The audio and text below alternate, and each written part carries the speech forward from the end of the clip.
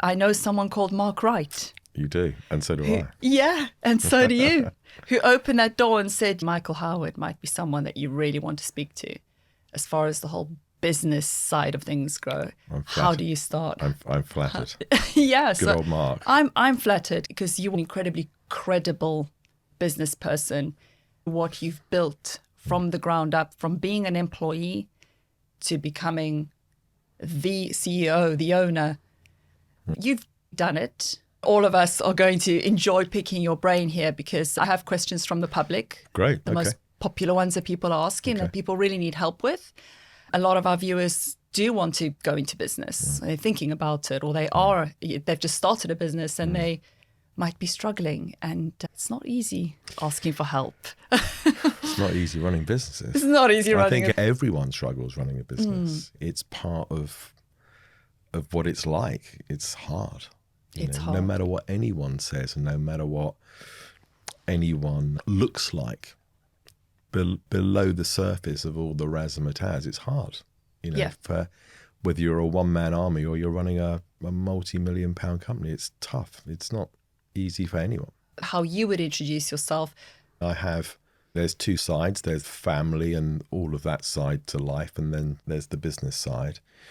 I grew up in difficult circumstances with a broken home and without anything that you would have today. We got the bus, we didn't have a car, we had no money, we were broke. So having the opportunity of being involved in business and to have some degree of success is a huge focus. And I think that the two forms of motivation, either towards success or away from pain, is a much more motivational than towards something good. So my motivation has always been away from pain, the pain of being broke, the pain of just being in a awful circumstance. I mean, I was homeless when I was 17, very briefly, but I mean, I wasn't on the streets, but it was miserable. So a huge part of my life has been running the business. As I said just now, it is a struggle no matter what people see or think. And all of the stuff that we all see on social media, on Instagram, on Facebook, on TikTok about all these guys in Lamborghinis and cars. And below that, if it's all true, below that is an enormous amount of stress and hard work for everyone, no matter who you are. I love that you've said that because that is just a fact. One of those things about business, isn't it? When I watched a great program on Andy Murray, the tennis player, a documentary, and you see Andy Murray come out, he's a superb tennis player.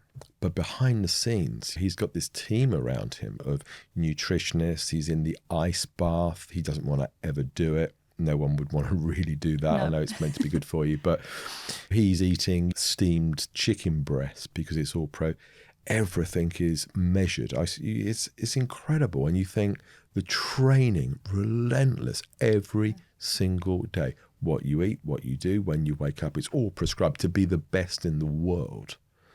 And I think a lot of people think finishes Wimbledon and off on a holiday. It's just not like that. It's hard. And I think people don't appreciate what goes on for anyone who has any success behind the scenes.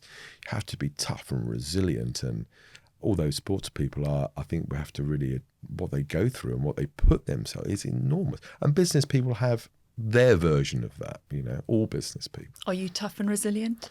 Yeah, I think you have to be. I'm definitely resilient because you can't spend 40 years, as I have, without being. There's bad stuff going on all the time as well as good stuff, and you have to ride the good with the bad. Our businesses are like that. I mean, look at the guy who would want to be in the government. Look at what they go through. It's wow. Business people, sports people, anyone that's doing anything, you have to be resilient. I mean, if you have children, you have to be resilient because it's not just a world Especially of pleasure. Teenagers, you learn. Right, exactly. Well, I got a few of those. Yeah. I think learning is key. I'll go back to something you said about your childhood in a minute, but before we do, tell us about what you're doing business-wise. So for anyone that hasn't heard of you, what are you doing? So I run a company that designs and fits out offices and educational spaces. We design it for clients. We do all the building work. We fit it out. We've got about 250 people in total. We're in central London. We work throughout the UK. It's a good business. It's very competitive, so you have to be tough and resilient. Yeah. And I didn't start the business, but I joined the company when I was 19. I literally knew nothing. And the company at that point was, I think, 7 or 8 people. So it's grown enormously. It's a profitable, steady, good business with great people. And I have the privilege to run it. And you're running it incredibly well. Let's go back to something you said about your childhood. I was watching a podcast the other day, and there was something about people that go into business are quite often... Actually, it was the gentleman that wrote Elon Musk's biography. Yeah. And I saw him on TV recently. You did? Yeah. And Steve Jobs is one. So he has incredible insight. And he was saying that actually what he's found is that very often business people are people that have come from a somewhat turbulent background, not always. The ones that don't have just a drive that comes from elsewhere, but very often the ones that have come from there's stress there. Something that you seek in the unpredictable, that you're almost like used to that chaos. You're used to the unpredictability. You just the way you roll, you've adapted like that. And then without it, life would, if you had, very nice, easy, comfortable job. And I'm not taking that away from anyone because it can be very good and stable in all ways. But it almost, for people that have had that childhood, it seems almost like, well, it's that where's the drama? Yeah, well, it's away from pain motivation, isn't it? Yeah. Because when you've grown up with pain in a dysfunctional house, Chaos. When you have chaos, when you have no money, Yeah. money is a real. What anyone says, there's that old saying, money can't buy happiness or love or whatever. Well, that may be true, but it's not really designed to do that. Money fixes a lot of stuff. Oh, so it just does. And it's not necessarily designed to make you happy, but it is designed to fix a lot of things. You can get out of a lot of fixes. If I leave here today and I've got no money, I'm going to wait for the bus. And if the bus doesn't come, I'm going to have to figure out how to get to where I'm going. If you've got money, you can order an Uber, you can order whatever, you have options. You can fix things. Yeah. I think if you spend a lifetime, as I did growing up, where we had to walk and get on the bus to go anywhere or to do anything, then you're highly motivated to have a life where you don't have to do that. When I was young, my father left when I was about 5. And we were really, we were not like we were, living on the street, but we were broke. My mother was a cleaner. She had about 3 or 4 jobs. We had a fridge and the door broke. And there was a stool that we had that was against the fridge door to keep it closed for my whole life. From age 5 to when I left home at 17, that was the case. If anything broke, it wasn't repaired. There was no resources and there was no money. And my mother wasn't very resourceful, not against her, but she was working as a cleaner and she cleaned offices, she washed up in hotels. So you're brought up like that. That's the only thing you know. It's painful. You live in fear of things breaking and you can't fix them because there's no way out. And suddenly then when you get out of that, you think, well, I can just fix that. If the fridge door breaks, I'll go and buy a new one. That's intense. That is intense. That's almost like a symbol of what drives but you don't know fridge. it at the time. It's your norm. And then I remember my mother used to go shopping every day for food, every day, because she earned money daily and weekly from cleaning. So there wasn't a bank account. There was all cash. And you didn't have the money to go and buy food for the week, ever. So everything was bought on the day. And I remember my friends like, why does your mum go shopping all the time? Why doesn't you just buy stuff and put it in the freezer? We didn't have a freezer. I only just had a fridge. And, like the cooking pan was probably the same pan for 10 years. It was very much like that. But it's not poverty. It's just poor or broke. It's not terrible. There was a TV and, well, we didn't have any heating. But, it wasn't, there's far worse than what I grew up in. How has the fact that she was shopping every day and had those little bits of money that she spent to buy you food, to look after you guys. How did that impact your view of money and how you use money and how you save? Well, there was no role models. You didn't look at the guy with a nice car. There was none of that at all. So you had no sense of what was possible. There was no ambition. It was just about surviving. But also, I was never ambitious, and still not massively ambitious for the pleasurable stuff. I'm more ambitious for, I don't want to be broke or to stand in line or to struggle. Even today, I'm not motivated by the luxurious You're items. motivated to not struggle. I'm motivated not to be broke. To not be broke. Yeah. And actually, you're spending your business life, because we know, being in business, that you're fixing things all the time. Yeah. You're fixing them so they don't break. Yeah. So you don't go broke. It's incredible. Even the other day, I bought some clothes. And I remember thinking, I won't wear this today because I'll save it for best, like I used to as a child or when I was younger. Well, I don't really need to worry about that these days. I can just wear it, and if I stain it or do something with it, I can have it dry cleaned, or I can buy another one. But that mentality, some of that mentality is still with me. Some of it's good, some of it is grounding and good, and others is limiting. Yeah, and to not be wasteful. Absolutely. And some of it is limiting, like, oh my God, I don't need to worry about that stuff. I mean, I'm nearly 60. I mean, and I haven't really had to massively worry, even though I do, I haven't massively had to worry about money for probably 20 years. But I still do, and I'm still highly motivated not to be broke and not to have to put up with all the stuff that I had to put up with, a long time ago. Interesting. So you've made millions, lots of money that you've been handling, personally and through your businesses. You've built an empire, yet you want to remain quiet on social media. I couldn't find you on LinkedIn. I mean, that for me is madness. You weren't even on LinkedIn. I had to literally dig, and I found you in the depths of YouTube. Actually, you've shared the stage with Piers Morgan, with Lord Sugar, with these people at these very important, meaningful business events. But apart from that, we don't see you much. Why? Well, seeing me now. You don't want to be famous, do you? No. You don't want to be the face of the brand. You don't. No. You're not interested in any of the things that, let's be frank here. I find that I like that thing. I want to be the face of my brand.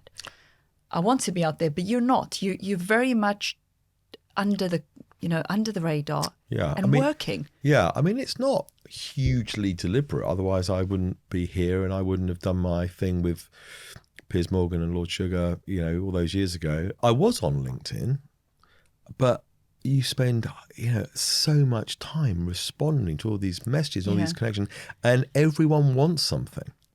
They all want. And I can't spend, my whole day figuring out, to connect with this person. Maybe there's too much. So I'm not on LinkedIn. I'm not on Facebook. I'm not on anything. My interest is so low. I'm busy. I'm either with my family doing family stuff, or I'm working, and there's nothing else.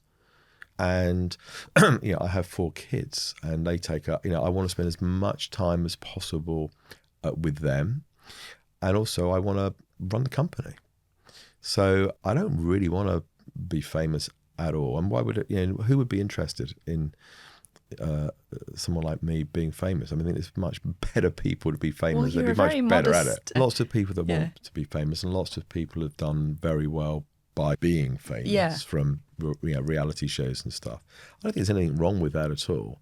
But I've had my head down working, really, and I don't think there's anything wrong with what anyone wants to do.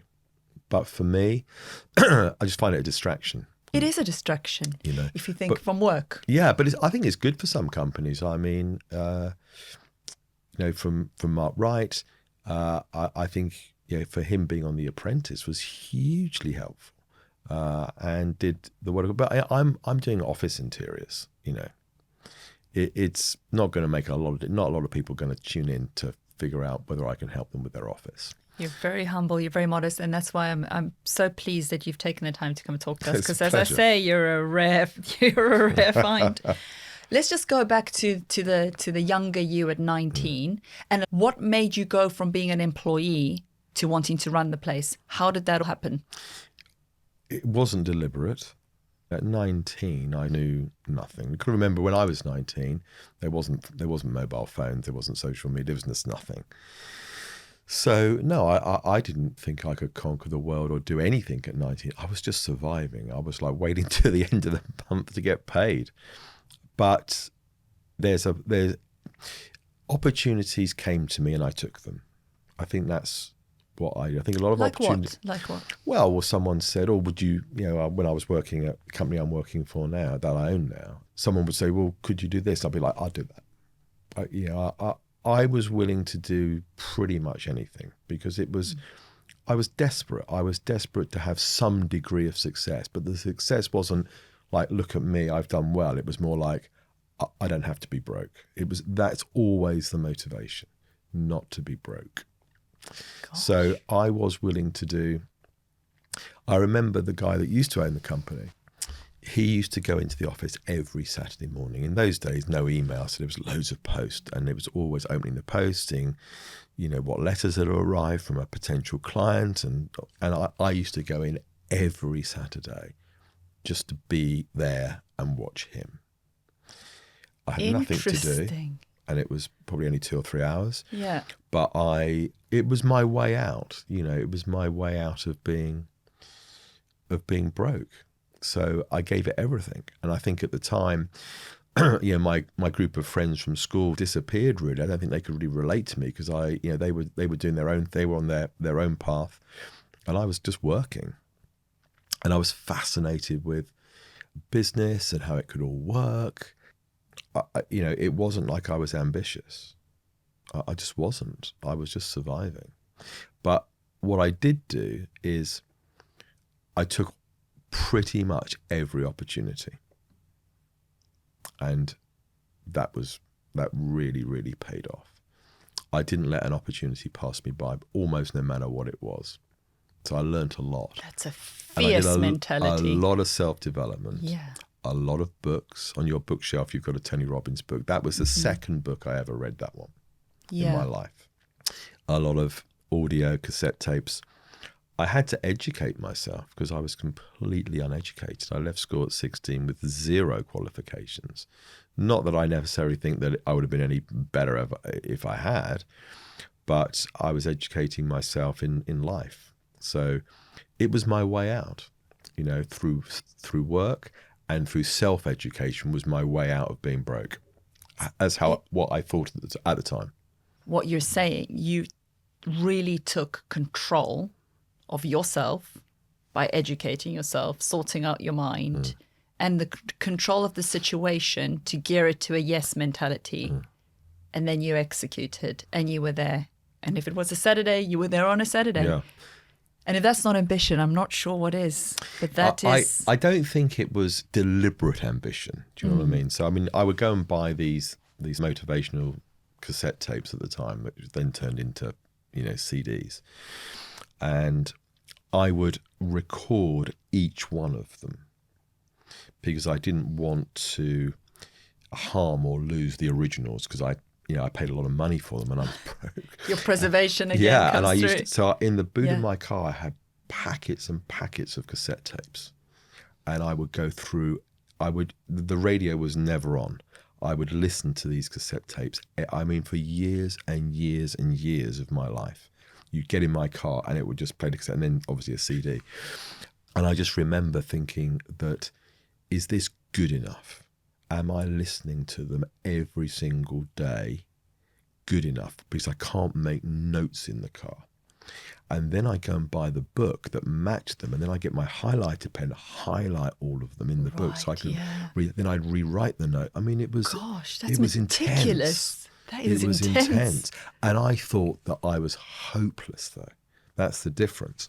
I didn't think I was really clever doing it. I was always brought up thinking I was absolutely useless and hopeless for my whole life.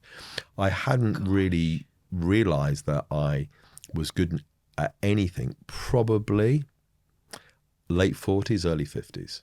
Okay, recently. Yeah. Recently.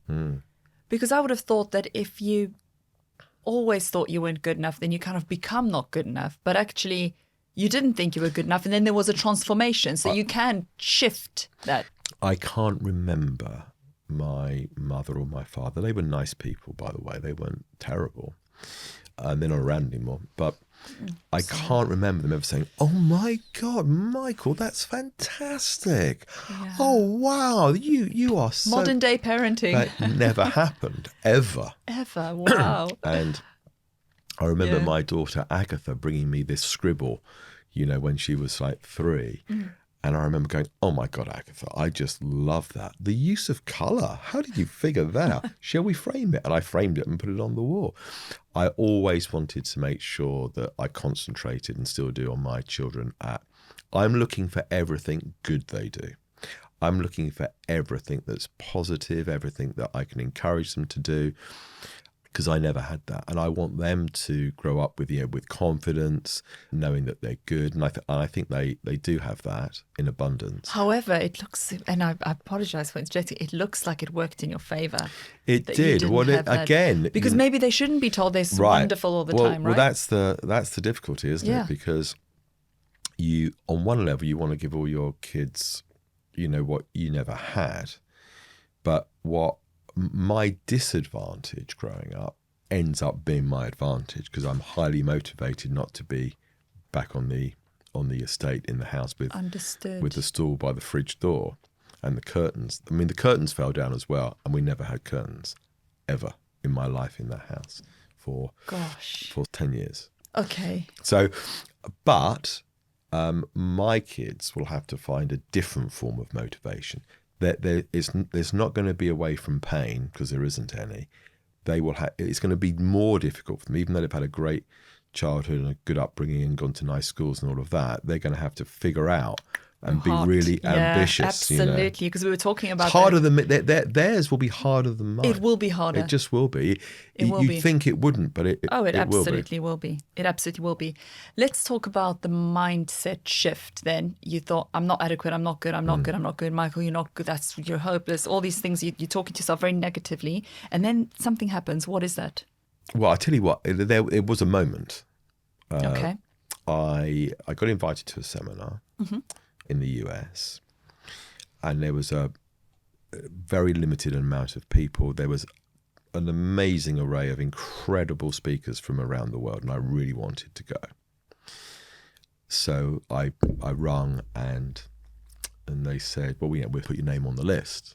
And I had my credit card ready, and I said, "Why?" He said, "Well, there's a lot of people that want to come, and there's only so many spaces, and we only want people to come who are hugely successful, who are going to really benefit from it, who are then going to help us promote all the future seminars." Oh, so okay. I thought, okay, right. Oh, pain. So I was like, okay, well, I'm probably not going to be going to this because I'm not very good. Then there was emails and dialogue, and eventually they said, "Yeah, fine, you're in." Now, I'm sure it was a nice piece of clever marketing, but either way, I was like, fine. Obviously, when I get there, this is like the top entrepreneurs from around the world going to see these amazing speakers, and I'm going to be like, the worst guy in the room. So anyway, I go into the room, and it's there's a load of people, and there's these great speakers, and it starts off with, "Who is here in the room that is just starting out? It's a one-man band that's hugely ambitious, and will you put your hands up?" So I look around, I go, "Oh, that's like a third of the room. Okay." I look around, and they said, "Right, well, who here has got their business to turn over, $1 million?" And I look around, and it goes on. And then it's, who's got a business that's turning over $20 million? Stand up. And it was me. Oh. And then the room applauds. And I'm like, oh, I'm the guy running the biggest business here. I was so this is at shocked. 50. Yeah, Okay, 50-ish, maybe okay. it could be 48, 50, Okay, you know, within okay. about 10, not that long ago. Yeah. And I'm, wow. And then what happened is that wherever I went, it went on for like 3 days, wherever I went, and I'm queuing up to get my Starbucks, a queue of people now want, here's my card, can we connect, blah, blah, blah. And that was like, okay, so maybe I'm doing all right. You landed. Yeah, I got it then. Look, I'm running a small, medium-sized business. There are many people running businesses way, way, way more successful than me. But at that point, I realized I wasn't completely useless. I didn't, by the way, believe I am massively successful, and I still don't. But if I did, it would be tragic. I'm motivated to be the best I can be, running the best company that it can be. That's my motivation. The moment you think you've landed and arrived or you're great, it's the end. So I'm as motivated today at being, you know, whatever successful is, and to make the business successful as I was 5 years, 10 years, 15, 20 years ago. There's no change. Do you know what I love about what you're saying? I just love the values that go into it. I love that you're not bigging yourself up. You're not like, I'm so wonderful that I'm so rich and I'm this. You're not even, it doesn't ever go into your brain. What does is this genuine will to really work hard and do the absolute best that you could possibly ever do. I know where I've come from. That's why you're doing well, you know, in your business. That's why your clients come to you. I bet you've instilled that all in the company culture, in all your employees. I bet that they understand that. We have just such a fantastic team of brilliant people. I mean, brilliant people. It's not like I'm managing them day to day, because I'm not. They're managing themselves and getting on with it. But I know where I've come from, and you have to define what success is. Success isn't just about money. That's one element. I think it's who you are as a person, how you take care of other people, what your character is. That's more important than money. Money is a mechanism. It's a tool to get you so you don't have to get on the bus. How you spend your time is important. Your time is your most valuable commodity. The older you get, you suddenly realize you're nearly 60, you think, you know, it's not like there's 50 years left. Yeah. There's not like a reset button. It is. You know, so you get, certainly as you get older, you get a lot more fussy about what you're doing. Definitely. And what are you doing that brings you the most joy and the most pleasure? Yeah. It isn't just having lots of money or buying another watch or something. I've started to look at the days well, I'm from a consulting background, so I always used to look at my time that I gave a client as per hour and what value, you know, and I always thought, well, sometimes I would look at employees who are full-time and I'd think, well, what have you done in 8 hours? You know, like, how do you have you been on a Facebook and what, are you chatting to you, having a coffee? And I'm looking at the time going, you know, because you had to show value. And then I've tried to now transfer that into my life outside of work. And now I'm running a business. But you think, well, what have I done with these hours? Where have I invested into the client? Where have I invested into my own business? When you start to realize there's not enough time, you're kind of thinking, well, it just flies. It flies. And then you want to do all these other things. But what does managing a business look like for you? Every business has to have a plan that works. I see so many businesses that are just not really thought through. People have got to do your basic maths on a business. If a restaurant has got 100 seats and it can do breakfast, 1 lunch and two rounds of dinners, and it's full all the time, does it make a really good profit? Yeah. Well, we all know it can't be full all the time. But I know businesses that even at their maximum potential can never make any money. It just doesn't work. So many businesses start up and fail really quickly. I mean, the statistics, 50% fail in the first year. By year 10, you've got like a 4 to 5% survival. But can I just, so is it more the basic maths, you know, profit, businesses are designed to make profit, or is it, what is it that makes them fail? I can give lots of examples. If you have a shop, how many people need to come in every day to look? How many people need to buy? And what is the average value of what they buy? And if it was the best, do you make a profit? And no one's really sitting down figuring it out, because I think a lot of businesses don't want to know that because it's a bit scary. It's frightening. Most businesses make no money or fail. You've got to have a really good but simple plan, which is a mathematical plan. And you've got to look at your best case. You've got to look at your worst case, and then in the middle, your most likely case. And you plan really everything on what is most likely. But if the worst case is, like, no one comes into your shop or your restaurant, can you survive? What is the worst? Is the worst case survivable or not? Okay, can I look at it from a different angle? Yeah. What if you but you are more passion-driven, values-driven, and you think, this thing I want to offer to the world, I don't have a financial plan. What about that case? No. Lots of passion ain't going to make a business. It's great to have it, but no, it's just ridiculous. Not enough. No, you've got to have a plan. You've got to have a plan that says, I've got to sell X many, donuts. Reality, or rooted in reality. Yeah, it does. But then there's also the philosophy that if you get too involved in these numbers, okay, I'm playing devil's advocate here. Obviously, I know you know way more. But, let's just say that if you get too involved in the numbers, you're too prescriptive and you have the best advice going on, you're not going to, then that can kill this other thing, which is, well, let's be innovators. Let's break them. It's never been done before. So how can we possibly know that you know what I'm going with this? Your numbers are like your bedrock, right? So if in a restaurant, let's just give that as an example, you need a minimum of 50 people for breakfast. Your job then is to figure out, how am I going to get those people? Because you have to know what you're aiming for. If 50 is a small profit or a break even, and 70 people is really good, and 30 people is a disaster, the passion is, how am I going to get those people in? What am I going to do? What am I going to do? Marketing? How am I going to? Where's my position of my? You've got to figure all of those things out, and then when people come in, if their average expenditure is, 50 quid a head, how can I make that 60? What else can I upsell? Make sure people have dessert or whatever you're going to do at a restaurant, but you can't do that blind. You have to know what you're aiming for. Focus. Yeah. And that's where the passion comes in. But you know what you've Laser got to focused. do. I've got to get 50 people in. Yeah. I'm going to put an advert in the paper. I'm putting leaflets around. I'm in the street. I'm whatever I'm going to do to get people through the door of my hairdressers, my shop, my anything.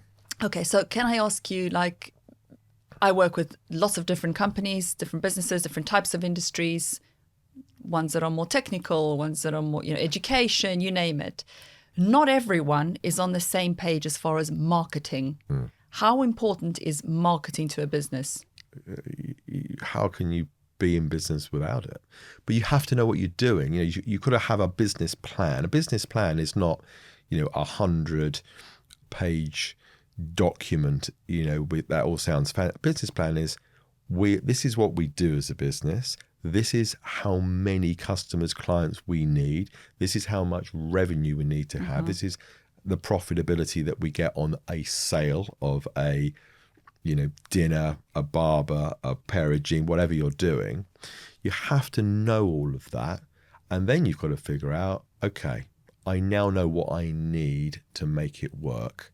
How am I going to, and you have to have marketing, and you have to have sales, and you have to have PR or whatever that particular business needs. And you have to have those people that come to your shop or your restaurant or whatever it is, come back again. You have to be good. So you really, at the core, as a CEO, you believe in marketing and you invest in marketing. You have to. There's absolutely no choice. You say but it's levels of marketing. Yeah, you say that, but I've worked with some of the biggest companies, and they have marketing teams, and the marketing teams execute the marketing plan.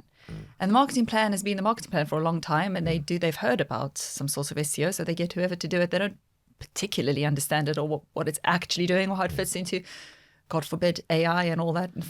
Don't even try. There's things that are executed. We need to do a trade show. We need to get the pamphlet out there. It's very mechanical, almost robotic execution of but marketing. It goes back to the numbers. Which is needed, but... Yeah, but it goes back to the numbers, isn't it? If I have a trade show and I'm going to spend £50,000, I'm going to have 5 people there, I'm going to have a stand. What's my objective? Am I after names? Am I selling there? Yeah. Am I making appointments? So every single bit has got to be figured out. And what I see a lot of companies doing is they're ticking all those marketing boxes and they're not measuring the result. They haven't figured it all through. Totally. You have to measure everything. They haven't, marketing is sitting there and they haven't integrated into, because what is marketing? It's bringing to market so that we can sell. And it's the sales guys and the marketing guys and core of the value of the business that you need to knit the two. All businesses need a funnel, a sales funnel or a marketing funnel of some sorts where people can, if you have a shop, there's people that are kind of, you've got to get them in the shop to look around.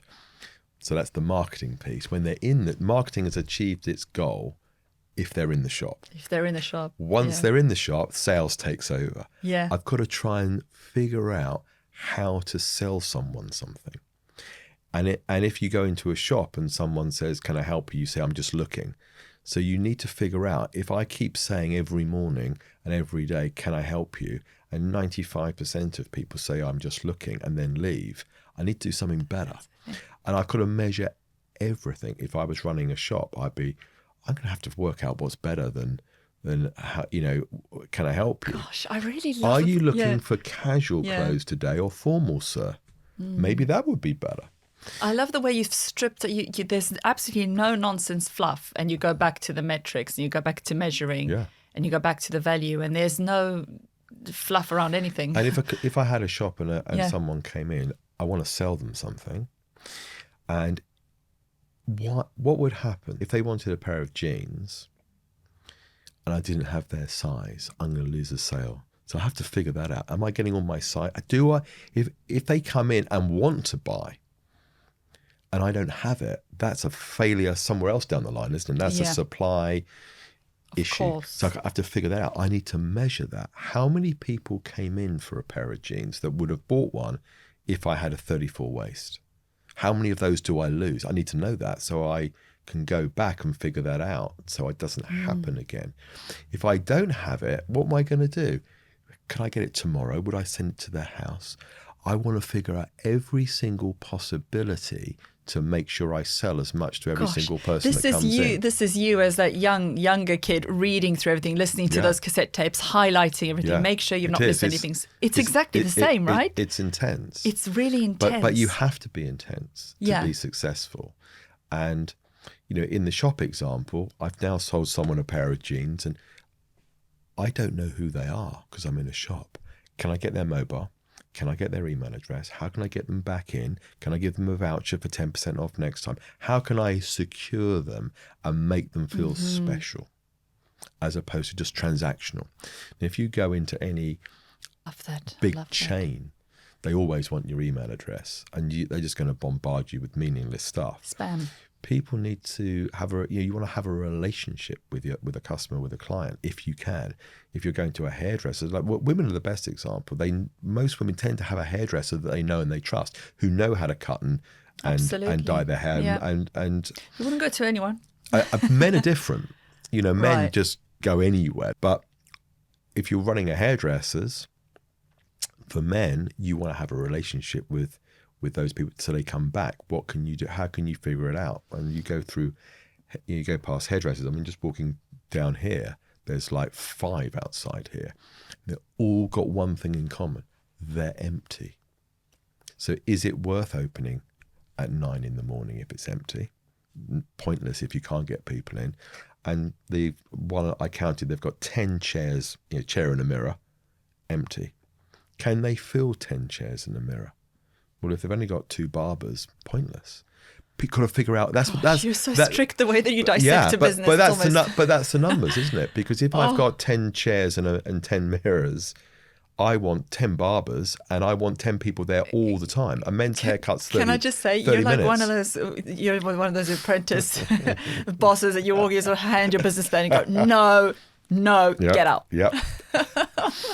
I'm actually scared talking to you now.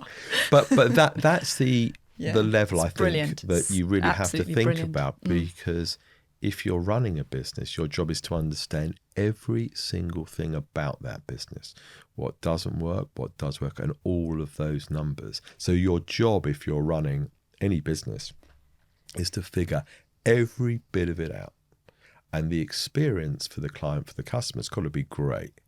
It's got to be different than the shop next door. Lots of challenges, and that's why businesses fail, because there's so much in it. 95% after 10 years. It's shocking. Can I ask you then, well, I think this is considered this my favorite part of any business, but just pure selling. What's your approach? How do you do it? Everything is not about you. It's all about the customer or the client. And you've got to find the problem. You've got to find what is their issue, and your job is to solve it. Not just to sell them anything. You need to build up a trust, so people will take your, they know your advice is true. I actually went into a shop that I know recently, and I put a jacket on, and I went, "What do you think?" And he went, "Honestly, it's not for you. Wrong colour." I thought, I love this shop. I bought nothing, but I go back because I trust them. You trust them. And I like that. I think giving honest advice and being straight with people, long term will always pay off. You may suffer short term. Yeah, he could have sold me a jacket and I would have gone home. True, yeah. Someone would have thought, a yellow jacket, you must be nuts. So I think you have to think about clients and customers are more medium, long term than instant gratification. Better to take care of people and do the right thing by them than just trying to sell stuff. Definitely do the right thing for the right reason. I mean, there's so many crooks about and scams and things like that, and that doesn't have longevity. And it's, unless you want to be in a business of crime, I suppose I would call it, then crack on. But this is not that. Okay, so we've spoken about marketing and sales, and let's talk about people. And I don't want to go into the fluffy stuff. I want to go into what don't you like. I mean, besides dishonesty, I guess, in a person. Working with you. A person. Well, you don't want bullshit, and you don't want people to suck up to the boss, and you want people to be straight. If something goes wrong, you don't want cover up. Yeah. Okay. You want the opposite of that, because you have to learn. Lot of people get fired in companies for making mistakes. I mean, that's insane. That's ridiculous. Why would you do that? Because we are all constantly making mistakes. It is just a life thing. We're making mistakes with children. We make mistakes with our house, in our business, all the time. The real key is, can you put your hands up and say, yeah, I completely got that wrong? And then you have a learning from it, and next time you do it differently. So what I'm always looking for... Great point that... if people say, look, I messed this up. I mean, someone came into my office not that long ago and messed up to the tune of a couple of £1 million. That's a lot of money. And you go, Yeah. So he didn't get fired. It was a mistake. It was a big mistake. We won't make that mistake again, because then the mistake's really my mistake for not having systems and stuff in place to avoid that. So then you have to put a whole bunch of stuff in place. You've learned from that. So you're looking for people that are open about the mistake. They're not frightened of saying it because the culture is not, and you're looking for people that have got a good work ethic, that are nice people. In my business, I'm hiring people that I like, I respect, that will fit in, that are decent, nice people and can do the job, but not the other way around. I'm not looking at who can do the job first and then saying, well, I don't really like them and they won't really fit and they're going to be load of trouble. So that's important for you. Fit, nice, decent, great people that fit is. I'd rather sacrifice some skill for that. Skill is trainable. A personality, a work ethic, a decent is untrainable. Gosh, you're just giving me so much food for thought. Yeah. It's untrainable. Yeah, you can't. You either are get like that. Really great people that are passionate about what they do, that will work hard, that will enjoy it, that will have fun doing it, that will wake up in the morning and want to be there. And if they are slightly less skilled than the person that doesn't really want to be there or only wants the money, I wouldn't have to spend more than a couple of seconds thinking about who to hire. When we talk about making mistakes and things, I've also seen things in large organizations where they have this management structure, top, middle, so and so, where sometimes an employee might get fired because their line manager or whoever is sort of pinning the blame on them, because these things happen a lot. You know, these things. Big companies are very difficult to run. It can't just be. There has to be a relationship between, the bosses, and the managers and the people. A proper relationship, not a.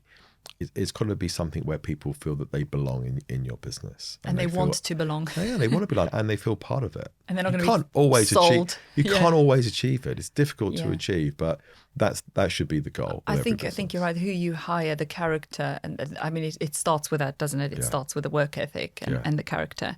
Okay, let's talk about something that has gone terribly wrong. Besides the thing you just said. Yeah. A mistake that you personally made besides that one. All of the mistakes. A big mistake. All of the mistakes are down to me. Because ultimately, I sign everything off. I made a huge mistake. I can't give you any of the detail. I made a huge mistake where someone came in and spoke to me about a problem. And I made a decision based on what he told me. And what I should have done is said, okay, we won't make a decision now. Come back in, let's get all the paperwork out, let's go through it and really think it through. And I was flippant. I went, well, just tell them no. And that was a problem. But I've made hundreds and hundreds and hundreds of mistakes. I'm not bad at I don't always learn from everyone. Sometimes you have to do it a second time. But my goal is to be the best I can possibly be at everything I do. It is slightly unachievable. You can't be brilliant. I love the standard. I love the standard. I do. But it's my intent. Yes. And I have to take responsibility for the failures, for the things that we get wrong, as well as the stuff that we get right. I just love the this nature of the job. Attitude, because even if it doesn't matter whether you're working at McDonald's, whether you're sweeping a floor, whether you're washing windows, whether you're doing the gardening, whether you're the prime minister of a country, you should definitely be doing the best job you possibly can and caring. Absolutely. One of my sons is just finished his A-level. He's going to go on a gap year. Nice. And he's going to be a site labourer on one of ours. So it's a hard job. Yep. You're cleaning the toilets, you're clearing up the rubbish. It's hard work. And he is going to be doing that for the next 4 months. And I said, you have to be the best one there is. That's your goal. Yeah. So everyone says, oh my God, he's amazing. You got to be there, if you start at 7:30, you're there at 7:15. Totally. If you finish at 4, you leave at 4:30 or whatever. But everything that I've done and do, I'm trying to be the best I can possibly be and trying to make the company the best it can be on every single level. If a client comes into the office, I'm thinking, how do they feel when they walk through the door? Are we nice or are we, can I help you? Sit. Are we nice? Are we genuine? Are we good people? Do they feel looked after? Do we take genuine care, not ticking the boxes? When we do a presentation to win an instruction, do they go, oh my God, that was incredible? When I spoke to Mark Wright, the first time I sent him an email, he just replied pretty much within 24 hours. He's always like this. And then I brought it up in the podcast. I was like, why are you so responsive? You're a busy guy, whatever. But he's saying what you say, it's a brand touch point. That he doesn't want anyone who's interacting with his brand, with him, with anything that he represents to have a bad experience. And that includes replying to an email. I just think it's, it's quite cool. If you go into, there's a huge difference, I think, if you go into, say, a Pret shop, than it is if you go into Costa Coffee. And I'm not criticising Costa Coffee. There's something about the culture at a business like Pret, which is all about culture, how they treat people. Everything in their business is focused on the customer.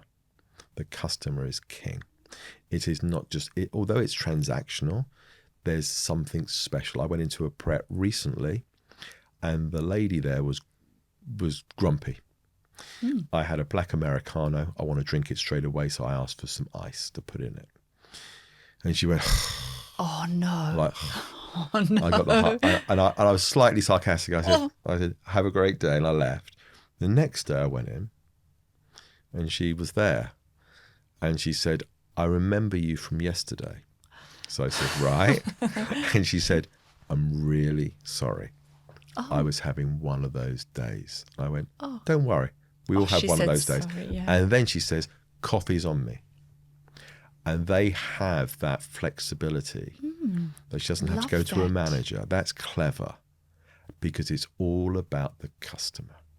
And isn't business all about making sure our customers love us and they're impressed? Yes, and we definitely. put them center stage. But nothing to. We need to get out of the way and put the customer first.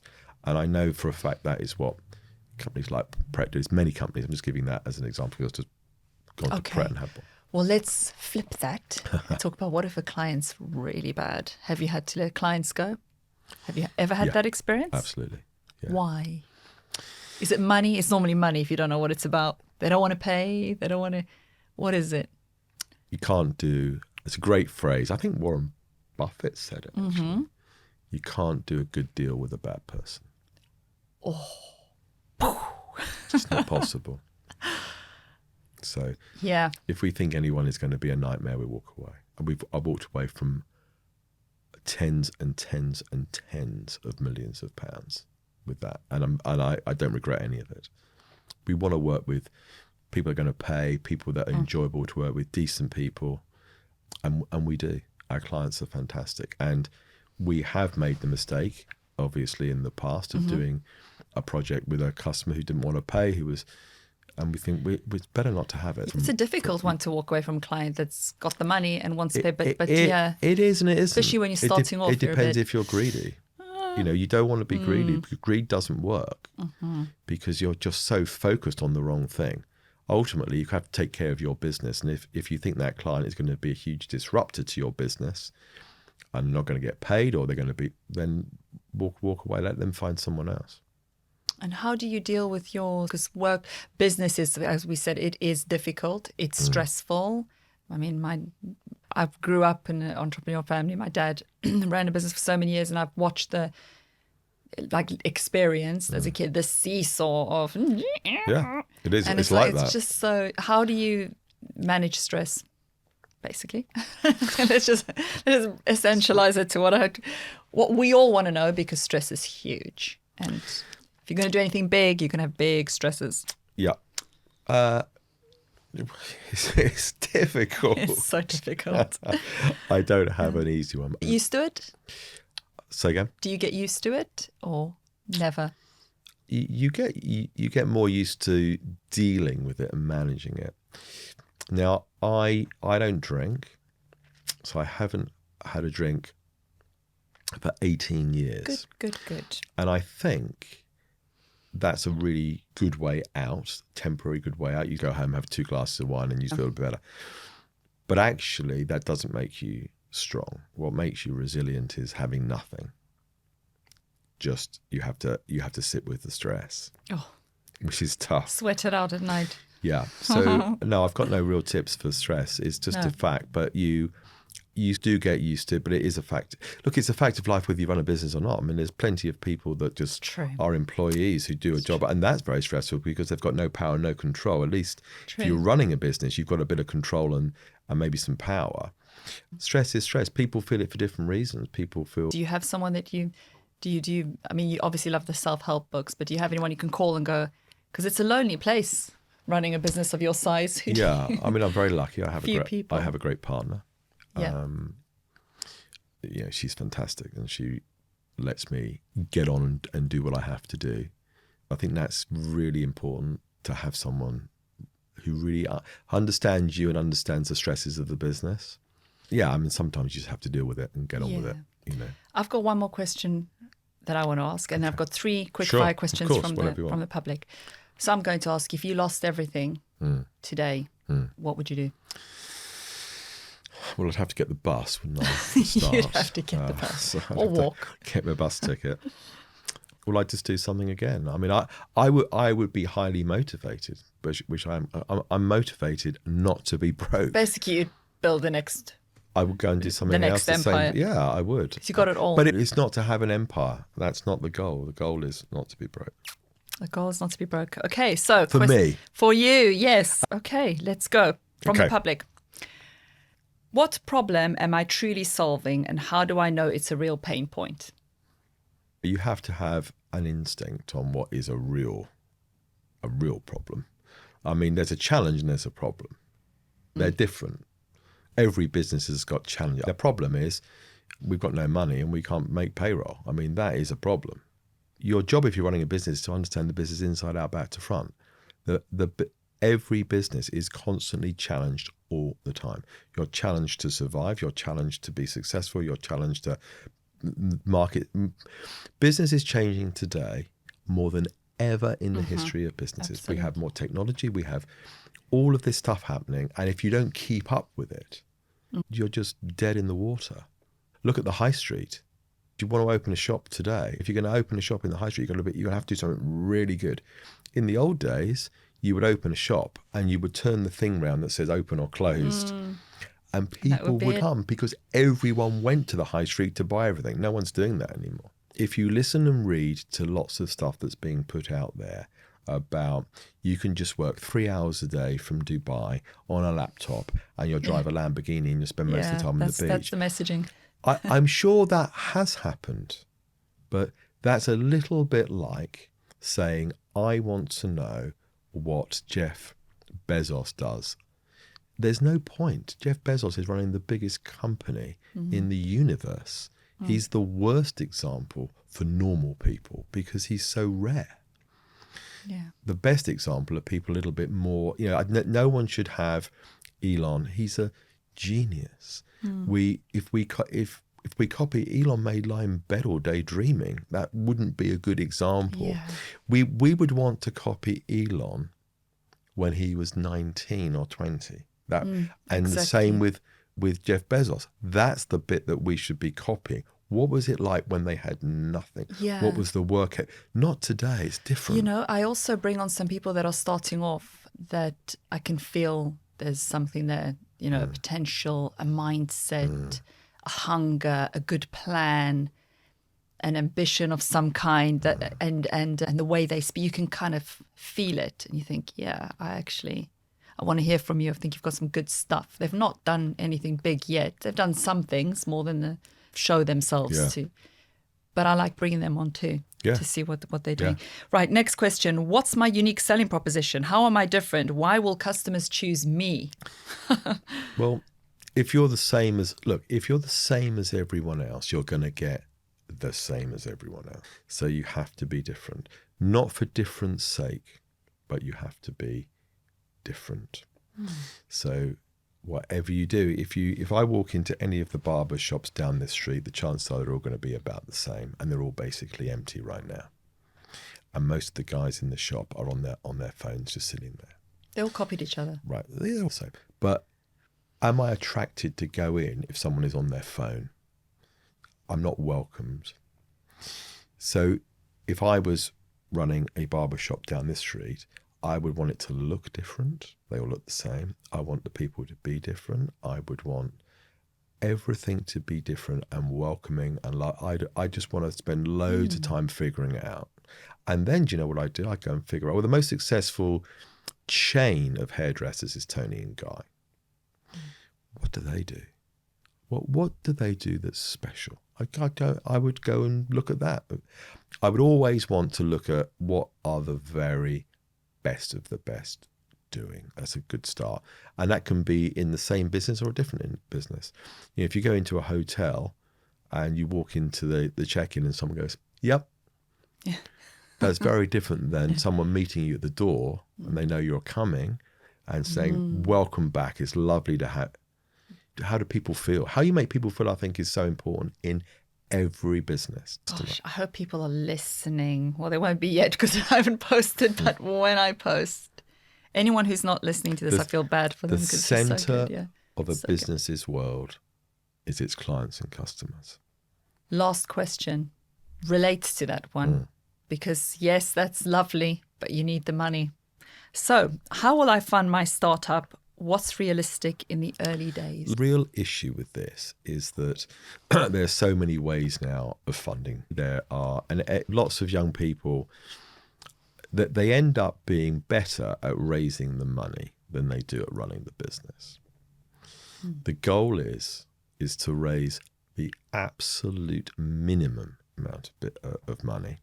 And the goal is to make your company work and make a profit. I'm an investor in a few businesses. I don't really enjoy being an investor. And they've all got the same thing in common. They don't make any money. Their focus always is raising more money. And they're brilliant at raising money.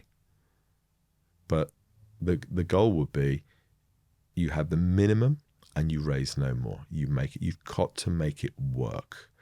If you've raised £100,000, work out when that runs out. Your overhead's minimal. Every penny counts of expenditure. I've borrowed £100,000 or I've had it invested. I've now got to make sure that gives me 6 months. In 6 months' time, I've got to be generating income, cash. The focus is making your business work, not continually raising. Like, right, we're nearly run out. We'll be out in 3. Let's raise more. No, that isn't the goal. The goal is I have to make a profit. That should be my focus. If you can make the business make a profit, you may want to raise more money to expand, to do other things. That's different. And to make money, you've got to be really good and know your numbers, know your metrics, look after your clients. There's a huge list of things that you have to do, but its goal is to be profitable. It has to make money. It's the purpose of a business. I could give a million examples. If you bought an umbrella, it's to keep the rain off you. If all the rain came through, it doesn't matter how good it looks. If I go to hospital, if they're all nice and I get coffee and I get treated quickly, if they don't repair my broken wrist, it's no good. Their goal is to fix me. The umbrella is to keep the rain off. The goal of a business is to make money. And that's not selfish or ruthless. You make money by being lovely to clients, treat all your employees, your team brilliantly, to do all, this myriad of things. But if you do everything brilliantly and you can't make money, it's not a good business. Michael, in my opinion. It's been an absolute pleasure. Thank you. Thank you for the education, Business 101. Thank you so much. Pleasure.